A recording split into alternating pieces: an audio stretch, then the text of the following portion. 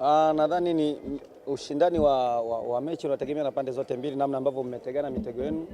Tulijua Yanga wanakuja kuataki na sisi tulikuwa timu ya pili uwanjani, na tulikubaliana na hilo kwamba sisi ni timu ya pili uwanjani, Yanga ni timu ya kwanza. Then tulichokifanya ilikuwa ni mpango wa kuwazuieni wao ubora wao.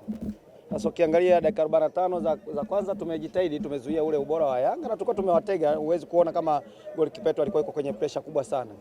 So kwenye zile 45 zile 5 za nyongeza tukakonsidi penalty ambayo nafikiri tungeweza kufanya pia vizuri zaidi. So tumeenda mapumziko tukaona tu maintain ule mpango, kwa sababu ndio ilikuwa njia pekee kuzuia na kufanya fast break. Na nafikiri kama ilivyoonekana first half kwamba tulikuwa tuna defend, lakini tukipata mpira tunafanya fast break direct kwenda kwenye goli lao na tumefanikiwa kupata goli.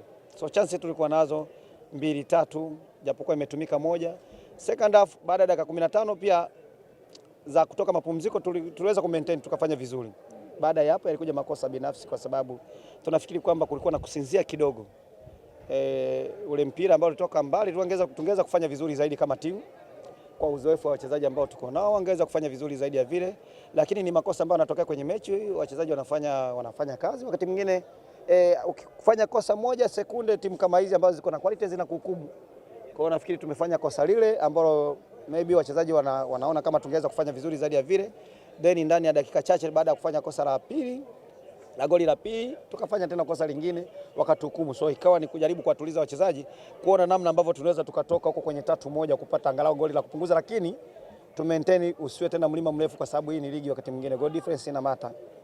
So kuruhusu mabao matatu maana yake ni kwamba mpango ambao uliingia nao umefeli. Kwa 100% unaamini ni makosa tu ambayo umeyafanya, ama pia ubora wa Yanga uliongezeka baada ya kuona kile ambacho umekifanya? Haujafeli, kwa sababu tofauti ya magoli hapa ni 2-0, si ndio? Tumepata goli against Yanga, si ndio? Last time hapa nafikiri mlishuhudia hapa kuna timu ilifungwa goli 6. So unawezaje kusema kwamba tumefeli sisi? Hapana, tumeplani. Unaweza kuona hizo goli mbili zimekuja within 5 minutes, si ndio? Dakika 5.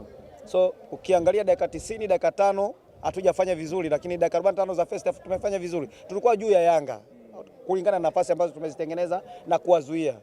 So ndo nilivyokuambia kwamba wachezaji pia ni binadamu, kuna muda wanafanya makosa binafsi. Makosa binafsi yanakuwa generally sasa kwenye timu, lakini sio kwamba tunakuwa tumefeli.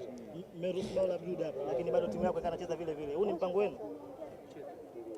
No, kama unafikiri kwamba unacheza na timu ambayo iko na quality, wako motivated kwa sababu ni current champions, si ndio? Wakati mwingine ukija na kitu ambacho huja plan nacho kinaweza kukuletea matatizo zaidi. Uenda unazungumza tumefungwa 3-1.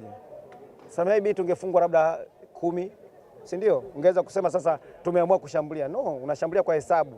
Space unaipata wapi, si ndio? Una watu gani, mtashambuliaje, mna energy kiasi gani mlichokuweza kuplan. So hata hivi tulivyokuwa tumemaintain vile tuna maintain hivyo, kuona namna ambavyo tusiruhusu goli lingine la 4 kipindi tunatafuta goli moja. So tumeendelea kufanya hivyo kazi, lakini mwisho wa siku lazima tukubaliane kwamba wakati mwingine timu kama Yanga ni timu bora, si ndio? Unatoka kwenye mechi umefungwa, lakini sio kama umefungwa na timu ya aina gani. Umefungwa na timu ambayo iko na ubora, umetry, umefanya kazi yako vizuri, si ndio? So huwezi kusema kwamba quality ambayo iko kwetu iko kwao pia, kwamba tuje tu 50-50. No. Kocha, kwa hizi siku za karibuni imeonekana mkipoteza kwa mambo mengi sana mnakutana na Young Africans. Pengine hii inaendelea kudhihirisha kwamba inakuwa ni ngumu sasa kupata angalau hata alama moja kwa Young Africans. Siku za karibuni hatujacheza tena na Yanga zaidi ya hii mechi nyingine. Asante sana mwalimu.